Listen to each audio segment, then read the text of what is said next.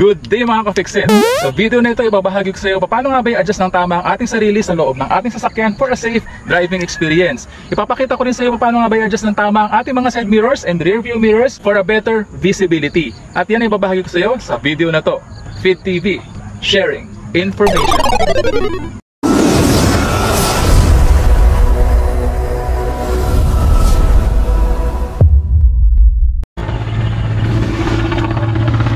Alam mo bang pagsakay pa lamang ng isang driver sa kanyang sasakyan, maaari na nating malaman kung siya ay professional, eksperyensado at maaari nating sabihing responsable sa kalsada kung ina-adjust niya ang kanyang pagkakaupo sa kanyang sasakyan, ina-adjust niya rin ang mga side mirrors and rear view mirrors ng kanyang sasakyan for maximum visibility.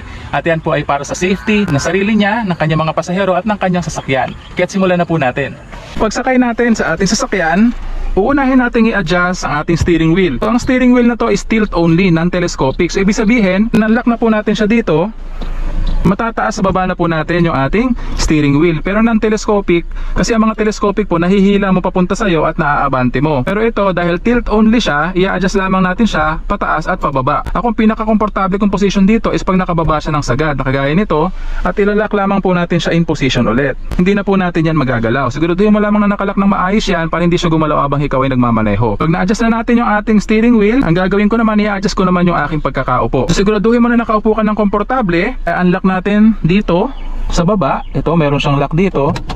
Ayan. Pag tinaas mo yan, ma-unlock mo na siya at maaabante at maa-atras mo yung iyong pagkakaupo. I-unlock natin yan at i-hold lang natin yan sa kanyang position na ganyan.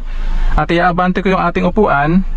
Kapag meron na lamang tayong 1 fist apart sa ating dashboard, kagaya nito, ilalak ko na po siya in position. Ganon din po dito sa kanan, aking tuhod na kanan. Ayan. So 1 fist apart, ang layo ko sa aking dashboard. I-adjust ko naman yung aking pagkakaupo, yung ating sandalan sa pamamagitan ng pag-unlock dito sa gilid na ito. Ayan, may lock po yan dito. Okay, so i-unlock ko yan at i-hold ko lamang yan sa ganyang position hanggang sa maatras ko or maabante ko yung ating pagkakasandal. So habang ina-adjust mo yan, ilagay mo yung iyong pulso, ipatong mo yung iyong pulso sa iyong steering wheel. Kagaya nito, pag naaabot mo ng maayos yung steering wheel sa pamamagitan ng iyong pulso na naka-straight po yung iyong arm, kagaya nito, tama na po yung pagkakasandal mo sa iyong upuan. Yan po yung pinaka-basic adjustment para maabot mo ng tama yung iyong steering wheel. So dapat parehong pulso mo, naaabot mo ng tama yung iyong steering wheel, nakasandal ka ng maayos sa iyong sandalan at nakakasandal po yung iyong head sa iyong headrest. Pag ganyan na naaabot natin ng maayos yung manubela natin ng ganyan, maaabot natin ng tama sa 9 o'clock position and 3 o'clock position yung ating steering wheel. Kahit sa 10 o'clock and 2 o'clock position. Pero i-advise you, most of the time na kapag nagmamaneho ka, dito ka sa 9 o'clock and 3 o'clock position. Yan po yung pinakatama. Kung meron pong mga upuan, lalong-lalo na sa mga high-end na sasakyan, electronic po yung adjustment. Pero ito po kasi manual. Kung merong mga dipindot lang na meron pang adjustment para tumaas yung iyong pagkakaupo. Kumbaga, i-adjust mo siya at tataas ka ng ganyan, pwede rin naman na bumaba ka. So kung medyo hindi ka biniyayaan ng height, pwedeng maglagay ka ng cushion sa iyong upuan or kahit na makakapal na foam sa iyong upuan para medyo tumaas yung point of view mo. Lalong-lalo na kung SUV yung sasakyan mo, mahihirapan kang makita yung harapan ng iyong sasakyan kapag medyo maliit ka. So na-adjust na natin ng tama yung ating pagkakaupo sa ating sasakyan. Ang sunod naman po natin i-adjust yung ating mga side mirrors and rear view mirror. So bakit natin inuna yung pagkakaupo natin sa ating sasakyan at in-adjust natin yan ng tama? Kasi po kung inuna natin yung mga side mirrors and rear view mirrors ng ating sasakyan, i-adjust din po natin ulit yan pag nag-adjust na po tayo sa ating pagkakaupo. Tama na po yung ating pagkakaupo, isunod na natin i-adjust yung ating mga side mirrors. So dahil na-adjust na natin ng tama yung ating pagkakaupo,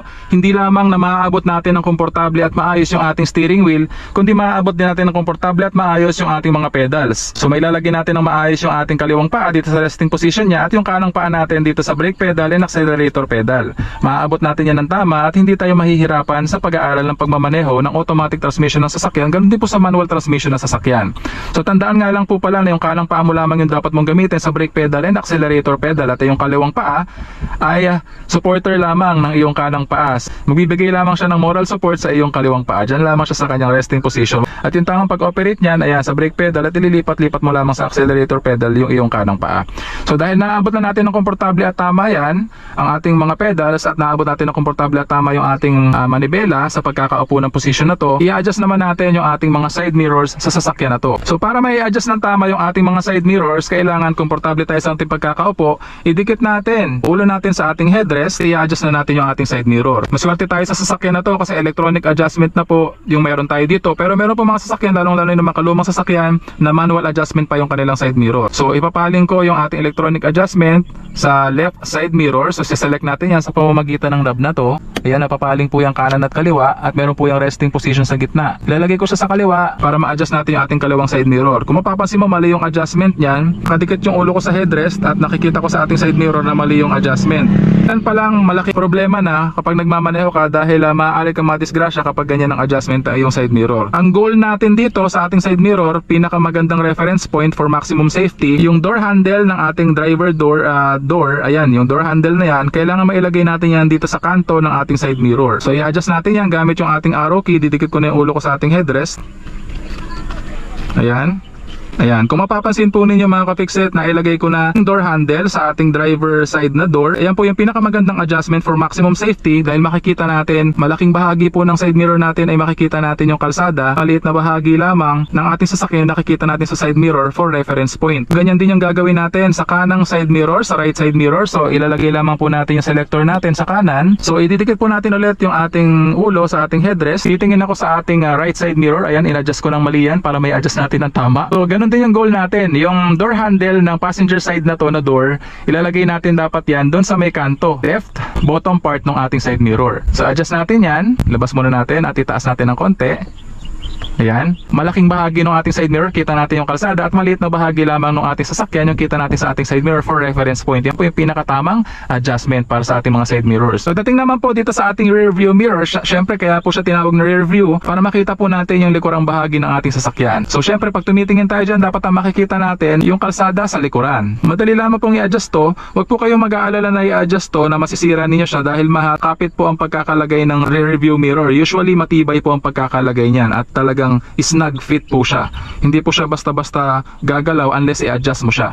Okay? So i-adjust po natin yan ng tama. Ayan, taas baba, kaliwa kanan para makita po natin. Pag nakadikit yung ating ulo sa headrest ng ating pagkakaupo, kitang-kita ko pag tumitingin ako sa rear view mirror, yung likurang bahagi ng ating sasakyan for maximum safety. Makikita natin dyan kung mayroong mga sasakyan sa likuran at kung ano man lang nandyan, mga ka-fixit. So halimbawa lang na nagmamaneho ka sa gabi at medyo nasisilaw ka pag naka high beam or high intensity discharge na bombilya yung sasakyan na nasa likuran mo, nasisilaw ka. Ang gawin mo, i-adjust mo lamang, meron yung knob dito sa likuran, ito, pagka hinila mo ito pababa, tataas yung iyong rear view mirror. Ayan, no? Hindi ko na makita yung likuran at nakataas na siya, so hindi ka na masisilaw. Yung reflection doon natatama sa taas. Kapag naka-overtake na yung sasakyan na yun sa'yo at hindi ka na masisilaw potentially mula sa likod, pwede mo na ulit itaas itong knob na to para bumalik siya sa default position niya kung paano mo siya i-adjust. So yan po yung tamang adjustment ng ating rear view mirror. Kung ngayon na nai-adjust mo na ng tama yung iyong pagkakaupo sa iyong upuan, ganun din yung iyong mga side mirrors, rear view mirrors, ayan, pwede ka na mag-seatbelt. Ayan. At pwede ka na mag-start mag-aral magmaneho ng iyong automatic transmission na sasakyan o kahit manual transmission na sasakyan pa yan. So ngayon pa lang po na nag-aaral ka pa lang magmaneho at student permit pa lamang po ang iyong hawak, siguraduhin mo na meron kang kasamang professional driver na merong professional driver's license from LTO para ma-accompany kasi yung pagmamaral magmaneho at maging legal ang iyong pag-aaral ng pagmamaneho ng iyong automatic transmission or manual transmission na sasakyan. Siya nga po pala mga ka-fixit, sa driving exam po ng LTO, kailangan i-adjust mo yung pagkakaupo sa iyong sasakyan. Ganun din po yung mga side mirrors at rear view mirrors ng sasakyan na gagamitin ninyo para sa driving test para hindi ka madidakta ng 10 points kasi 10 points po ang equivalent nung pag-a-adjust pa lamang ng upuan at mga side mirrors at rear view mirrors ng gagamitin ninyong sasakyan. Kailangan mo ng 70 points para pumasa doon sa exam. So yung 10 points na yun is magiging crucial kung hindi mo siya makukuha. So i-adjust mo ng tama yung pagkakaupo, pati na rin yung mga side mirrors and rear view mirrors ng gagamitin ninyong sasakyan sa exam. So dahil na-i-adjust natin ng tama yung ating sarili sa ating pagkakaupo, ganun din po yung ating mga side mirrors and rear view mirrors, magiging safe po yung ating pag-aaral magmaneho ng ating automatic transmission and manual transmission na sasakyan.